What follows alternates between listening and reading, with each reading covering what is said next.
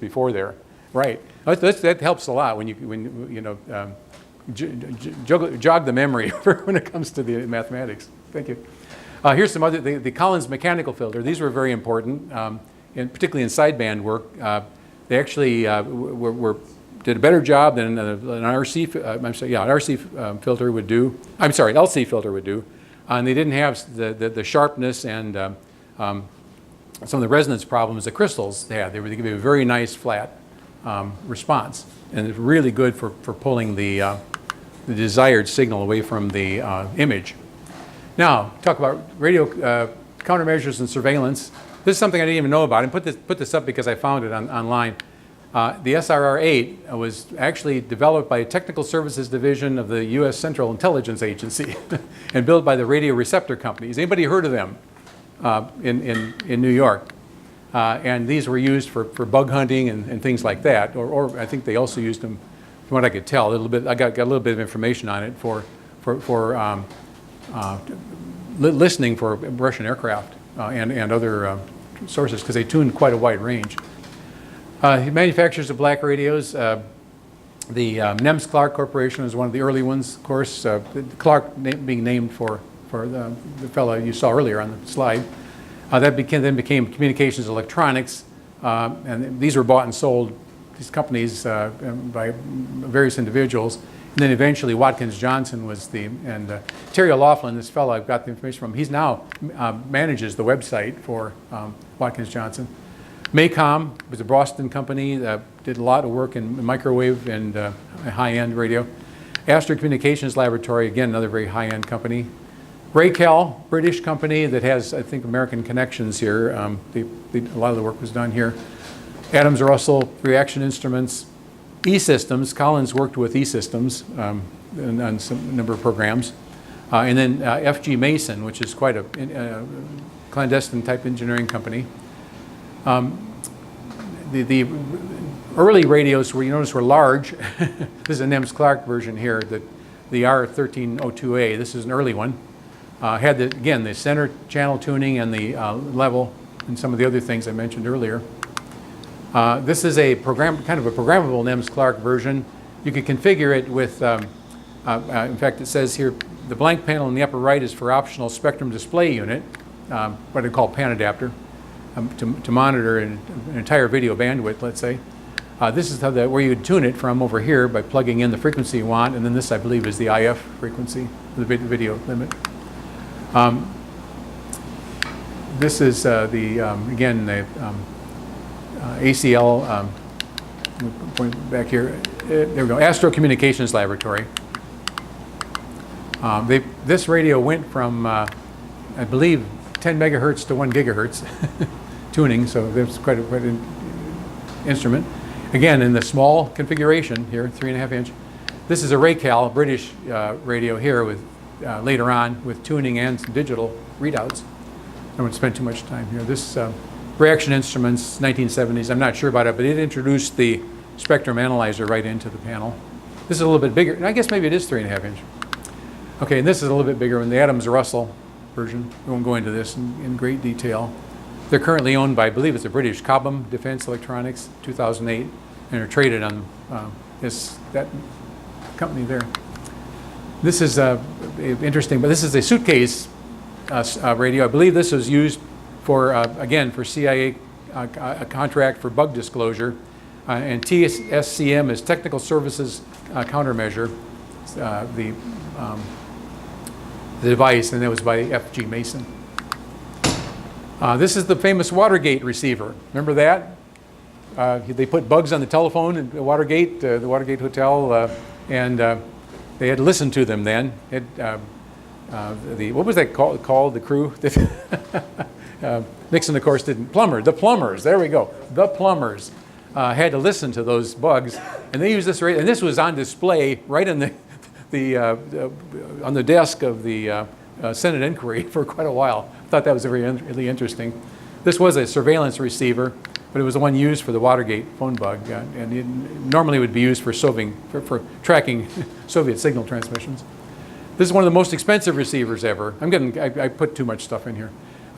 Made by Watkins Johnson.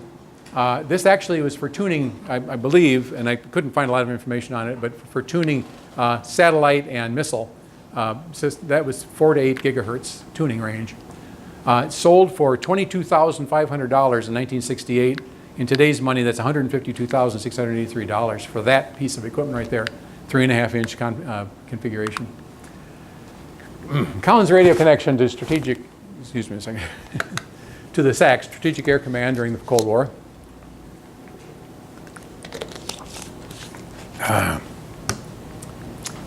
Here's Curtis LeMay, name out of history, out of Air Force history, head of the Strategic Air Command, with his cigar, and there's Art Collins with his cigarette.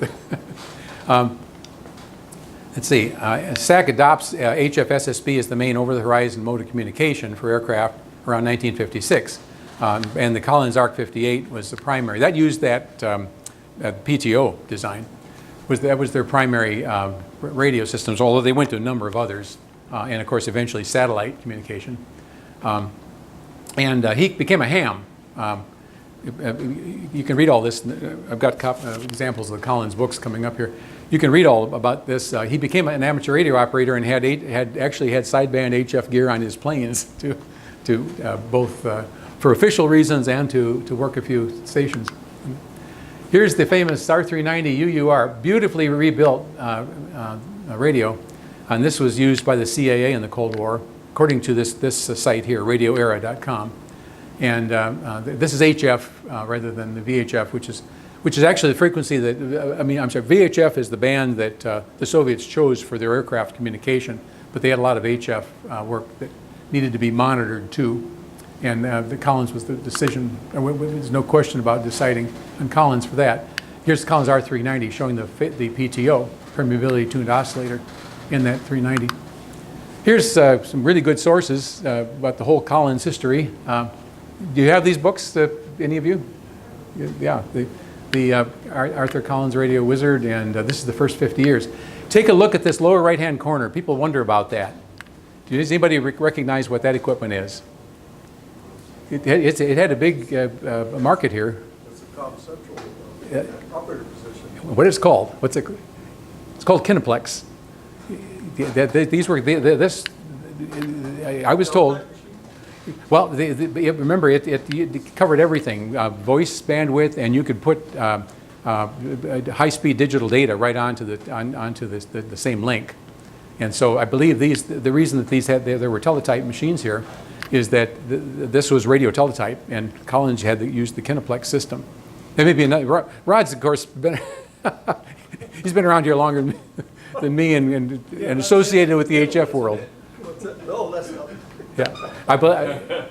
Anyway, in the work I've done online, what have you, they describe this the exact same type of equipment right here as and this was adopted. We will see it later on by the DO line as a method of getting information through. Okay, I'll research that a little bit more, but I'm pretty sure that this is Kineplex equipment if it's Collins. It probably is, because they had a contract with SAC and their auxiliary stations. That's right, and SAC used the same algorithms. Maybe you could answer a question. Was that Bardot or was that ASCII at that time? I'm assuming they used that. Bardot was still was still it. ASCII didn't really come along till the Ethernet and other high-speed uses. Okay, keeping an eye on them. We kept an ear on them for the last half hour or so. Let's talk about keeping an eye. Cold War radar surveillance. It started out with what was called the Pine Tree Line. Incidentally, here's Russia up here, and at the time we were worried about them bringing their big Bear bombers down and hitting us, or sending missiles over the poles. And we had to get something up real quick. In 1955, they came up with the Pine Tree Line. This amazed me. This is just in one-year steps. Then we got real good. Canada was worried too, and we were very friendly with Canada. And they said, "Let's go a little further north." They came up with the Mid-Canada Line. I think they used some of the same hardware. And all of this time, they were developing the DO line. And they knew they had to go way north, so we have enough warning time. In other words, if the Pine Tree Line would give you at best maybe 20 minutes to half an hour before you got to the SAC bases, if something was coming over the pole. Mid-Canada gave us better warning than that, but there was other problems. Canada flew airplanes all over the place, and there were birds flying, and it messed up the radars all the time. So They had a lot of false hits. But another reason by going above the Arctic Circle is that there are very few birds up there, very few reason for planes to be flying unless they're coming for a reason. And so that was the reason the dew line was the mainstay of our radar surveillance during the Cold War. But the Pine Tree Line, Mid-Canadian Line, Distant Early Warning Line were these efforts. And then the dew line later became the North Warning System, or NWS, in 1993. And it used some of the old dew line stations, but by then radar technology had gone many steps ahead. So the sites could even be unstaffed, just like the lighthouses. They always had to, in the old days, had to have people on board to keep the light on and keep it rotating and running the foghorn and all that. Later on, it all became automated. Didn't have to have anybody on board, and the Coast Guard took care of the lighthouses. The Strategic Air Command took care of these, and many of them required very little maintenance. Here's the dew line. Here's some of their symbols and logos. Their motto was in Latin, fide. I took Latin even, but I can't remember how to pronounce it. Fide contentio sapientia. And that means devotion, endeavor, and wisdom. Same letters as distant early warning. It's kind of interesting. A bit of trivia here. But this is the dew line all the way from Alaska all the way over here to Greenland, with many stages in between, including Talus in Greenland. And they actually called this the dewdrop right here, that link. They had to talk to each other and then periodically would send information back via, started out HF, and then they went on to some line of sight systems for keeping SAC alert all the time of what's happening. Here's a typical dew station. The radar was an AN FPS 19 right here, and then the other antennas included lateral transmission between sites, and then the big billboard arrays were often used for the system reporting back to STAC headquarters, or if they were particularly far apart from each other, they used billboards for the communication between stations as well. This is called the gap filler. In some clip, and the name for it was flutars. I'm not sure why they came up with that. But quite often, the radar had dead spots. It kind of was because of the terrain or exactly why, or the locations they had to choose. And in order to fill these gaps, they came up with this. And what it was is not a scanning radar, but simply a radar signal that was sent out. And they looked for the Doppler shift on it. If there was a missile or an aircraft coming across, these were the auxiliary stations some of the fill-in stations to begin with that used this, and it was Doppler radar that, here we go, Doppler gap fillers that they would see. They couldn't exactly tell where the aircraft was, but then they'd put other methods of surveillance in place once something got past. So they were very careful to make sure nothing could get through, and we assumed that the Russians knew where our gaps were. Organization of the dew line was up 6 main stations, 28 intermediate stations, and 23 auxiliary stations. This allowed coverage over very rugged terrain with reliable reporting back to the SAC headquarters. This, I believe, was Fox Main. It was one of the main stations on the dew line for reporting back. Interestingly enough, this is another connection added to the Cold War. The dew line training station was at Streator, Illinois, only a couple of hours from my hometown of DeKalb, Illinois. And this was an aerial view back when it was in operation. And this is what it looks like today. It's still there. You can actually go to Streator, Illinois. And I've got the directions written down somewhere. And I took an almost identical picture to this right here. And we had a recruiter come to NIU, not UNI. I went to Northern Illinois University, not University of Northern Iowa. Okay. Everybody corrects me on that. Northern Illinois University. And the recruiter came and gave a very nice video presentation. Well, back then it was a 16 millimeter film presentation on how they put the dew line together. That's available online now, incidentally. And it's amazing. The biggest sea lift and airlift that the United States had done to that time, all up in the Arctic cold. This was the training site for all they called them raditions. It means radar technician. I think the Canadians, some of the Canadians pronounced it radician. And other on-site technical personnel were all trained at Streator, Illinois. They said it was a terrible hotel there. They wanted you wanted to get out quickly, but you got your training. Aircraft serving the DEW line, the mainstay was the C-124 Globemaster, and that was did most of the supply to the DEW line. They could take vehicles up there. One of the vehicles they had to get in pretty quickly were bulldozers and things to scrape and level the snow so that more aircraft could land safely. This aircraft here might possibly have Collins radio equipment in it, like the RT-648 or the ARC-94 for communication. Here's what happened quite often if your runway wasn't pretty well preened. This happened to many aircraft. Very few, during the operation of the DEW line, there were actually very few deaths or a number of injuries. When they were first building it, because the land was really rough at that time, there were a lot of aircraft incidents that they didn't come through so nicely.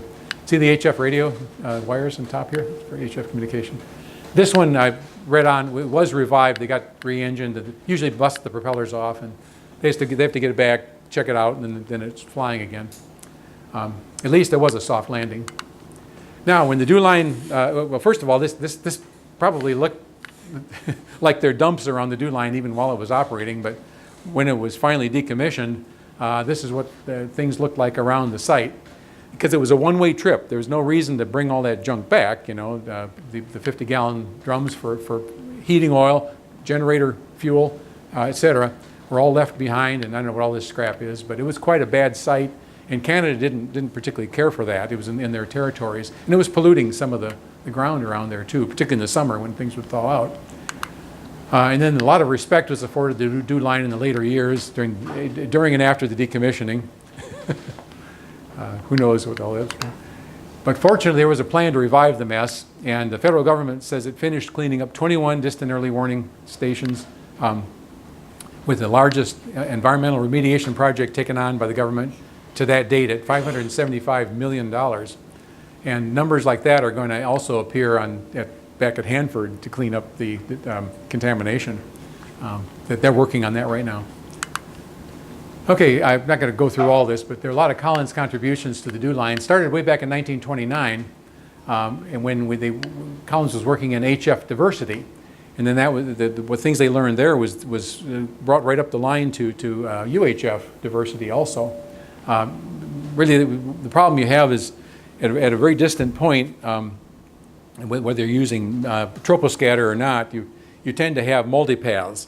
And that causes fading and poor signal reception. But if you have two antennas, the signal path conflict to the first one won't necessarily be the same as to the second one, so you always have a reliable signal. So that's his work done. Anybody remember the name John Shanklin? Ever heard that name before? He was a major antenna designer here, and it was Jim his son? Jim Shanklin? Yeah, Jim. Yeah. I talked with Jim before about some of that. I knew that. But a mainstay in antenna design up until he retired or passed away. I know he's gone now, I know. John is. Yeah. Jim not. No, just John. And anyway, this all led up to a very unique, not unique, but a problem that the DEW line had, being as far north as they were with the Northern Light problem, a lot of atmospheric issues and what have you. So Collins brought their, there's really meteor scatter, but what's it called? I'm kind of lost track here for a minute. Troposcatter, there we go. Troposcatter is the term I'm looking for. I'm very glad to have you, Rod, sitting in the front here. Troposcatter, and this was very successful, but it didn't hold on. Later on, they had problems with fading that they didn't like. And incidentally, in the meantime, the Kineplex and other high-speed data systems were brought in by Collins, and these could get through when voice wouldn't even make it. But the DEW line wanted better reception, so they brought in some quad diversity equipment. Now, I believe quad diversity doesn't require 4 antennas, but it requires 2 antennas, but each one is listening with different receivers, different phases. And the REL of Canada, and I'm not sure if their parent corporation is, but they took over. They used some of the Collins equipment and some of their own. They still use the big billboard antennas by Collins to overcome that problem with what they call quad diversity. But up to that point, and here's Kineplex right here, circa 1954, Kineplex and HF modem for data transmission to NORAD. Okay. One of the more interesting, no, this isn't the one here. Anyway, this just gives you an idea what Collins' contributions were. This was the quad diversity system right here, the REL Corporation. I think some of this is Collins equipment in here, but I'm not real certain when they adapted the old Collins diversity to the quad diversity system later on. They got better reception. White Ellis program, don't want to spend a lot of time. This is where the DEW line did a lot of its development, and Collins was the main contractor for it. It was all done in Alaska, and then the diversity system was adapted across the DEW line from that research that they did. Okay. Here's some Collins commercial and military communications equipment that was sold to DEW line. In fact, we established a division up in Toronto to manufacture a lot of this and the other equipment. And then the Canadians, they liked that, they got in on it. One of the more important parts is right here, these two pieces of equipment. This 1000-watt HF transmitter and this 75A4 HF receiver. These were allowed to be used by licensed amateurs on the DEW line when they weren't in a radio blackout mode to talk back to the United States and talk to their families. And Mars got involved in there too. But other than that, these were VHF units for aircraft, and this, I believe, the HF was also for listening to. You could listen to the aircraft from a great distance coming in, and then talk to them on the VHF. Okay. Interesting. Well, side note, we'll let Gonset get into the picture here for a minute. Some of the stations actually used the similar to the Civil Air Patrol radios that Gonset built, and this is the 2-meter ham transceiver here. This was a communicator 2. That was a communicator 0, I guess, communicator 1. But I think this was the unit they purchased. It looked like that. If you notice, on the ham version, you got tuning knobs on all the transmitter adjustments here. Over on this unit, they're screwdrivers. You don't want anybody messing around with the tuning ones because you're only operating on one frequency, whatever is plugged in that crystal socket right there. Okay, it was an interesting insight and some of the research I did. Then they moved on to the North Warning System. NWS consisted of 15 long-range radars, 11 in Canada, 8 were original DEW line sites, and 39 short-range radars, 36 of them were in Canada. I followed the decommissioning of the DEW line in 1993, although they started construction and development on it as far back as 1988. And the North Warning System still has pieces together today that are being used. Here's the map of how that was laid out. Current NWS site, you can tell by the modern vehicle in here. Although they went to satellite communication, I think there's a satellite antenna somewhere off site. This is the radar. This made it a lot easier than trying to use troposcatter and UHF for talking back to SAC or between stations. This I just put in here quickly to show you that for very long range radar you require low frequencies. You don't want to get much out of the L-band region, which is where those radars operated. They didn't give you very much detail, but they did give you a bogey on the screen. As you get shorter and shorter in wavelength, the range that you can use gets shorter, but modern radars can actually almost take a photograph of the plane and tell you what it is, tell you what kind of aircraft it is. But it takes a very short wavelength to do that. One sidelight here, any of you heard of the woodpecker? Yeah, that was a Russian, I don't know, not anymore. They blame the woodpecker for knocking out Chernobyl, I think, because of the amount of power it drew and the fact that EMI might have been an issue and messing up their readings, because it was a megawatt powered HF transmitter that the Russians used to go over the pole, and very poor resolution on it, of course, but then they would look at the scatter coming back and they could tell from that if something was coming over the pole. It was called over the horizon radar. Not very, I think a lot of this was Cold War propaganda, what have you. They said, we got a system that'll keep track of you. Maybe they didn't keep track so well. But I know we sure worked hard on the DEW line and North Warning System to make sure that the air was clean, they called it up there. Now let's move on to civil defense. Anybody remember this? Bert the Turtle? when the alarm went out, you ducked under your desk at school. This I thought was very humorous here. We have a fellow with a young guy with a very serious look on his face, wearing a tie, making sure that his briefcase is safe. Took it with him. But yes, you duck and cover. Radioactive fallout was a very serious condition, or thought of as a very serious condition. If the Soviets were to attack, they probably would attack our SAC bases and what did it say here? It was probably, serious concern, it still is, feared that the military installations having first and return strike capability would be targeted and present the greatest fallout threat to the prevailing air currents. This is in one of the publications out of the Cold War, and it shows these red bands going across. We're safe right here, almost. And there were fallout shelters being built all over the place. And again, I think it's kind of a Cold War as well as actual safety that people, fighting the Cold War, as well as the actual safety that they offered to people. Prefab home fallout shelter. How long could you endure confinement like this if it took 2 months or more for background radiation to reach safe levels?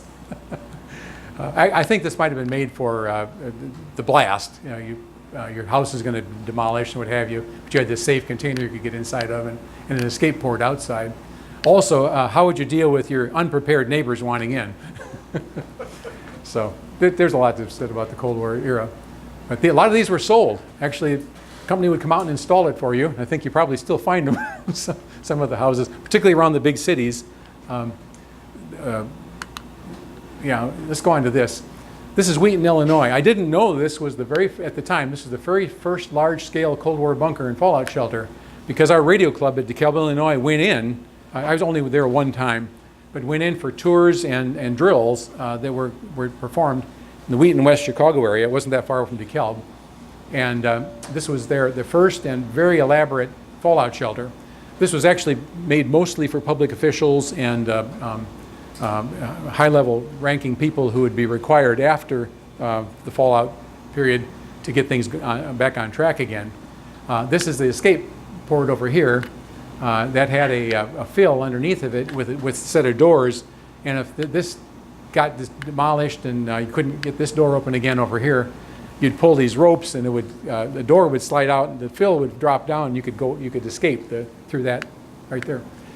This had a huge steel door, which they ran the servo on it for a little while and brought it down a ways and then retracted it. But once everybody was in the fallout shelter, that door was closed and nobody else would get in.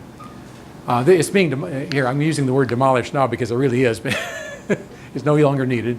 This, I think, was the command control center right here. I don't remember well because it was a long time ago. The very elaborate condition. In fact, I don't remember the kitchen being this elaborate at the Wheaton, Illinois shelter. I took these off the internet. These are actual images from the site over here. I believe that was the radio room in the back corner. I remember Gonset radios and possibly some Collins radios back there too for communication. And a lot of bunks. I think this area he's standing in is where all of the say bunk and quartermaster provisioning work was. Everything was nice and neat during the Cold War, but later on it kind of got ransacked. So, food supplies, yum. We got the Defense All-Purpose Survival Cracker, and if you're, I guess in the British market, it was a survival biscuit, same thing. Here's M7 eggs and bacon dices, dehydrated.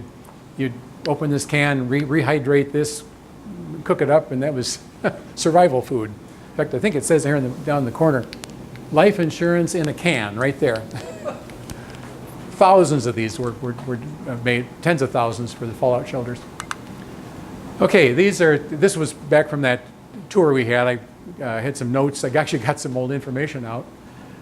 Job positions in a large Cold War bunker would be the warden. It's interesting they called the director of a Cold War bunker a warden, because you're a bunch of confined people that you can't get out. It's just like a prison. And he reported to the FCDA, which is the Federal Defense Administration, 1960s, eventually become FEMA. Warden, security officer, and his deputies, communications in charge of all comm links to the outside, radiological officer, charge of contamination monitoring. Medical officer, air quality and sanitation, all living conditions and safety. Quartermaster, cook, mess officer, and engineering maintenance. Sounds like a typical lineup of people you're going to have or something like that. 2 and 6 meter communications. Gonset had a very healthy contract with the FCDA. Maybe 2 and 6 meter versions of this. These are what they talked between the fallout shelters with. One somber thing I remember them mentioning was the roll calls. If you can imagine, your children are at school, there was a fallout shelter they go to, mother's at home, she goes to another one. Father might be working downtown Chicago. Chicago was the Chicago suburbs were very paranoid because they knew if Chicago was hit, they may survive, but fallout was going to be a problem until the prevailing winds would carry it out over Lake Michigan. So there were quite a few fallout shelters in the Chicago area. But think about it, you want to know if your kids are safe, so they would do roll calls from one shelter to the next, and they'd keep track of that, and then people would say, aha, my relative is safe. And saying, what if he didn't hear the name? That's kind of an interesting, like I say, very somber aspect of that. These are the communicator 3s, and here's the federal verbiage on the units on the side. This equipment was purchased in part by federal funds for civil defense use. Removal or alteration of this identification is prohibited. Many of these got scratched off after the fallout shelters were decommissioned and the equipment. This is the canvas bag for the Gonset communicators. If you got into the storehouse first and you're a ham, this is what you'd look for if you wanted something valuable. That's the case they made for it. This is a kind of close to me. I'm being a nuclear guy. I own this full set of the radiological monitoring devices that were used, supplied, and a lot of instructions given as to how they're to be used. These are the survey meters. Area survey meters. What the radiological officer would do is take this outside and plug it into this coax and then plug that into this unit. These are actually identical units, but the sensor on this one was outdoors. This one then is indoors, and you can compare the readings you get. You'd also use this one to go around all the doors to the shelter, the floors, anywhere that contamination might be present.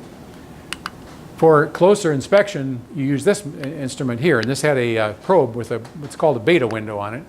And this was used for any packages brought in, particularly if it was a long time after the shelter was still accepting people and people were bringing parcels in. The officer would be inspecting everything with a unit like this, and probably the bottoms of your feet to make sure you hadn't tracked in anything.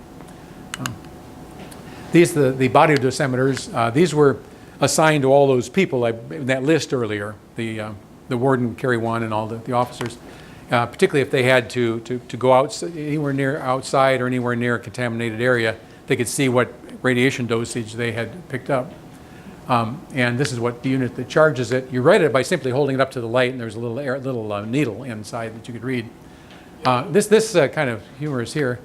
If something was declared to be radioactive, you put a tag on it right away, and it says, do not remove this tag. To do so without authority will mean immediate discharge. Does that mean they throw you out of the shelter? Actually, I think what this was is for a business somewhere that used radioactive materials, you could get fired if you took that tag off. But the tags like this were included in all these kits. And if something showed up more than a safe level, you tagged it right away so you knew, and then you put it in a secluded area. This is this is not part of that Victorine equipment, but this is called a RadTad, which is a sonic device which would let you know that you went beyond a certain gamma radiation level. A lot of the publications like EMP protective systems, and I bought a lot of this stuff just to have in my own library.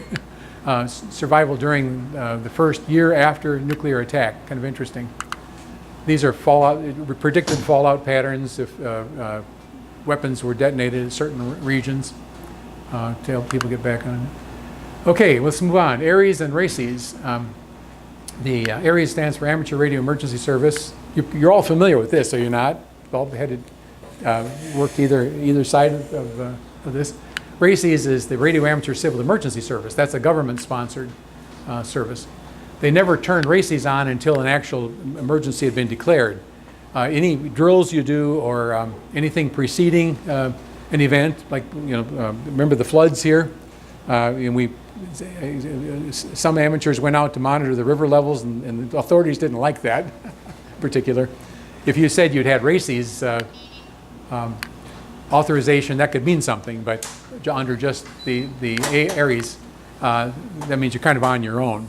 That's because that's an ARRL and not a government. The wording is all here. It's off the line, off the internet.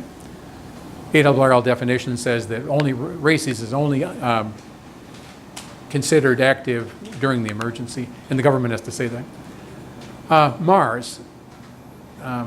Reactivated as Mars September 2nd, 1952. How many of you worked Mars? Very interesting. I did for a while, and Kelvin and I, we just listened to the frequencies that we were given, I'd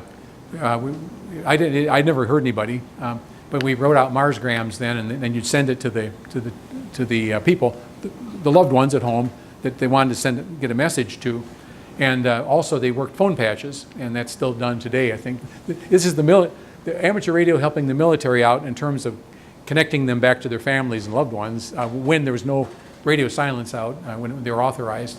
Here, direct phone patches when authorized to home telephones in the U.S. Many Collins KWM2s are purchased to implement the program at U.S. military installations. Very popular during the Cold War and Vietnam years. And their motto, well, I didn't know until I really did some research on this, was proud, professional, and ready. I probably heard that back before, but that's interesting. Did you know that? There was that Mars had a motto. Okay, is Mars dead? Unfortunately, the Navy and of course the Marine Corps, closely linked to the Navy, decided to disband with Mars. I think they were buying too many KWM2s and too expensive, so they're no longer a part of it. And the ARRL in 2017 said probably the most significant changes were the Navy's decision to sunset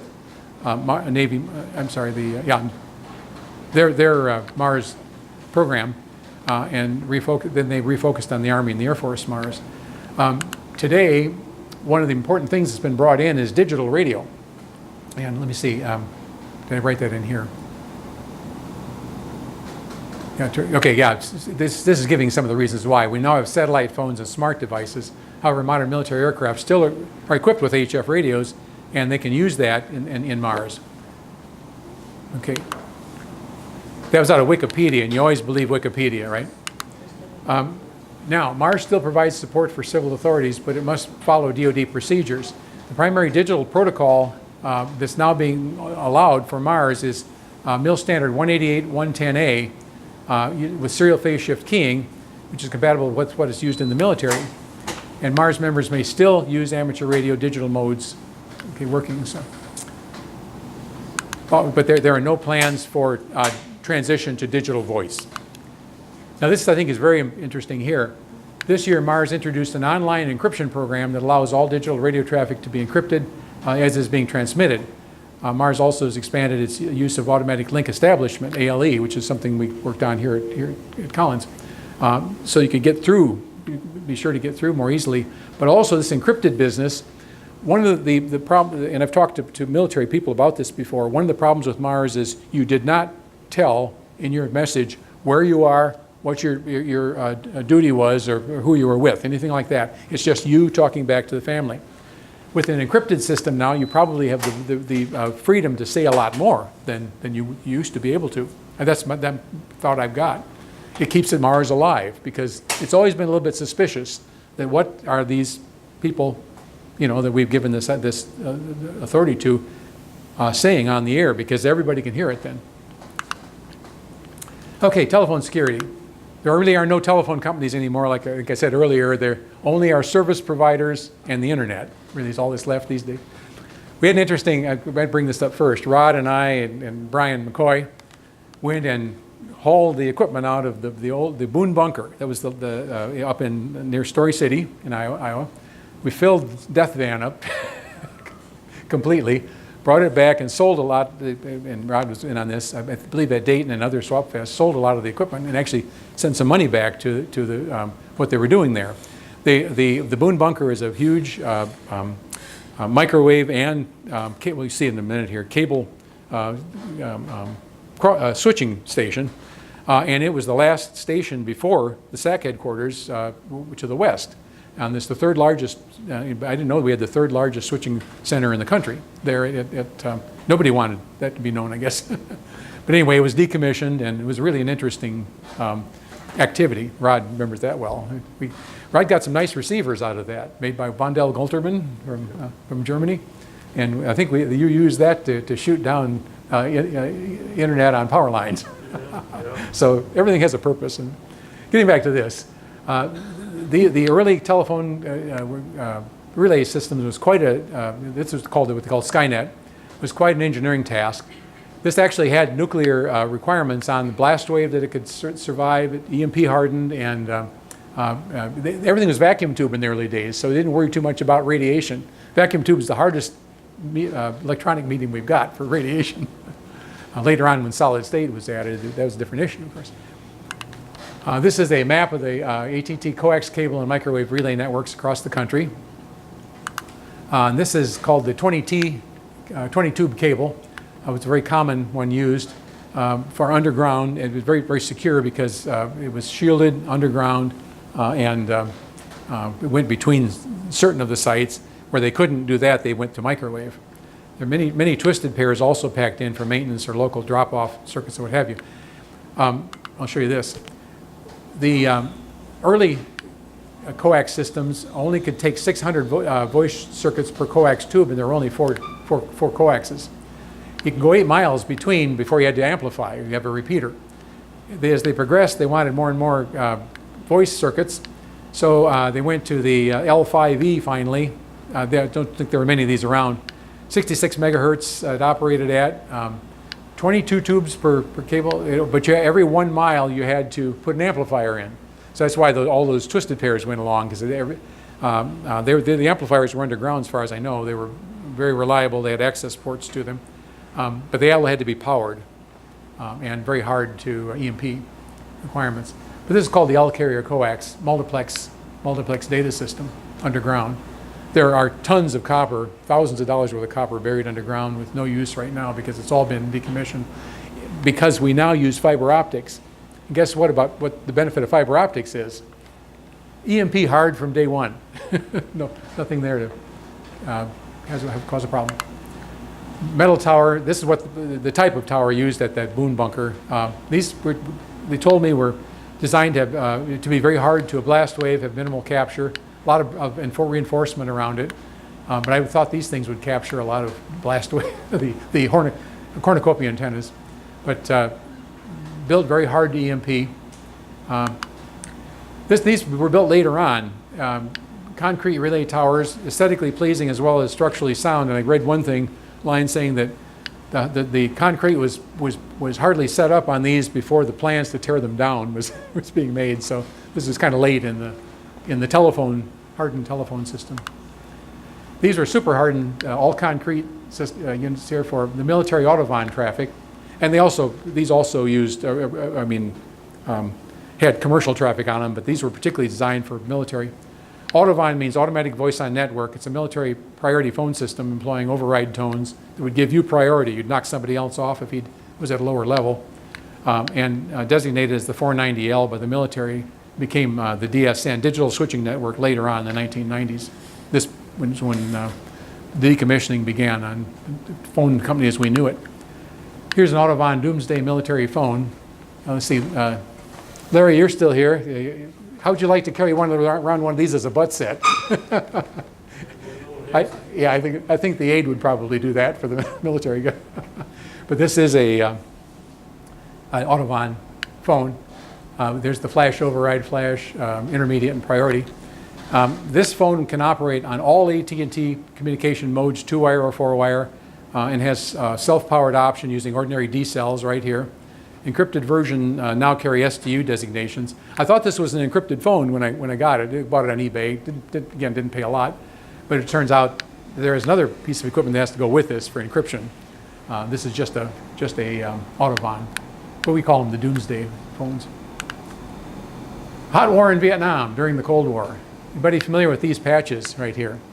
I came across this because I was teaching in New Hampshire years ago, a place called Keene State College, and I had a deferment because I was teaching Navy personnel coming back from Rota, Spain. Anybody here in the Navy? Yeah, I know. Anybody ever been to Rota, Spain? It's a little bitty strip of land that Spain has. The rest of it's Portugal and the Iberian Peninsula. But it's the gateway to the Mediterranean. And we have a big base there. And the Europeans have defended us being there, and regardless of objection from other countries and what have you. It's at Rota. Anyway, they sent the Vietnam War time. Many students were coming back wanting education on the GI Bill, and that's what I was doing. I was teaching 69, 70, 71. And I heard about, I didn't know any of the details. These are classified programs, but this is very interesting. This was called the Igloo White program, and it was amazing. These are sensors. They were dropped all over from aircraft or helicopters, all over the Ho Chi Minh Trail and in South Vietnam, where penetration was occurring, so that we could keep track of the enemy. These are typical drop-down zone sensors used in the Igloo White program. Here's the book that this is out of, this scene right here. Sensor deployment from an aircraft. This is probably a helicopter. He'd drop this and it would bury all the way in to the tail fins in soft ground. This is what the layout of one is like. Had a big battery in it. Assume when the battery is dead, the thing was useless. Wow, signal processor, encoder, code ring. This is very important. This is what identified the unit. Decoder, audio amplifier, transmitter, receiver. You could give it instructions from the headquarters, from the what would they call the music box. I'll explain that in a minute. This is both combination antenna and sensor unit right here. And the sensors included acoustic, seismic, thermal, and vapor. Can you guess what vapor was? But Rod knows. Urine. And they found this out early on and had little spray canisters with them, I guess. Defeated it real quickly. But they were good at acoustic and seismic. For acoustic and seismic reasons, you could hear vehicles coming, you could feel the ground very sensitive ground vibration. And the intelligence collection point was called the music box. I've got these on eBay again.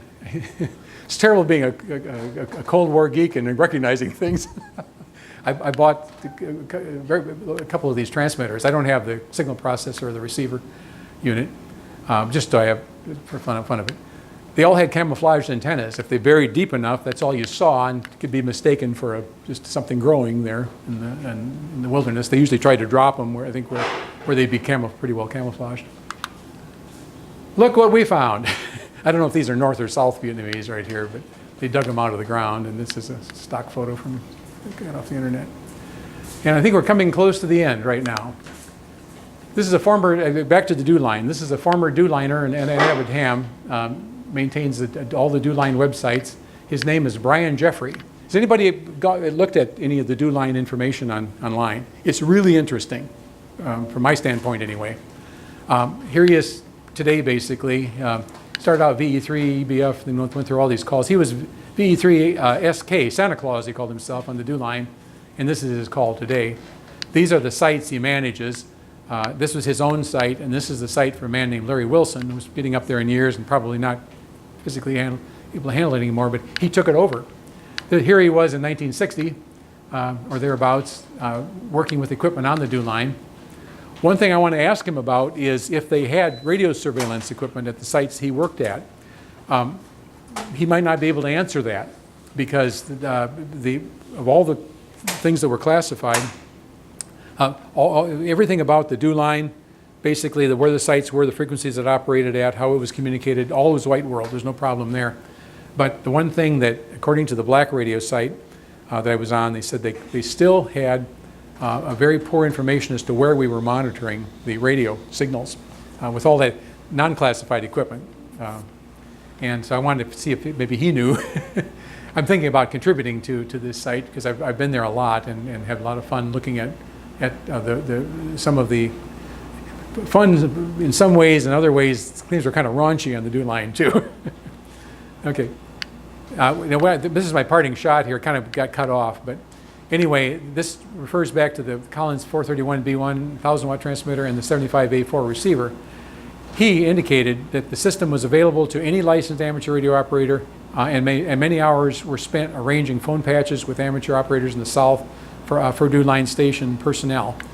They were very appreciative of this, so the ham radio played a really good part in the mental well-being of the people on the DEW line, because they were in this cold environment with only other guys around, and in very confined environment, had a lot of work to do, big job, a lot dependent on them, but they could talk back to their families periodically via ham radio. So that's the last connection I'm making between Cold War and and ham radio. There's a few of the books I've lately been. Area 51 is very interesting if you ever get a hold of that. Talked about a lot of Cold War work that was done. Something called the Ox Cart, which was the SR-71 later on, the Air Force named it.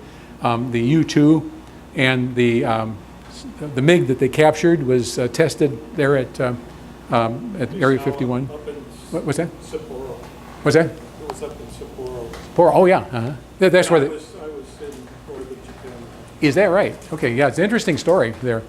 They found out a very interesting thing about the Russian MiG, the MiG-21. It did not have the capability that they thought, but the pilots flew outside of the envelope. Now, if you're an Air Force pilot, you're taught to fly inside the operating envelope of that aircraft, and they knew how to, or I imagine it led to a few accidents, how to fly outside of that, and that fooled our pilots.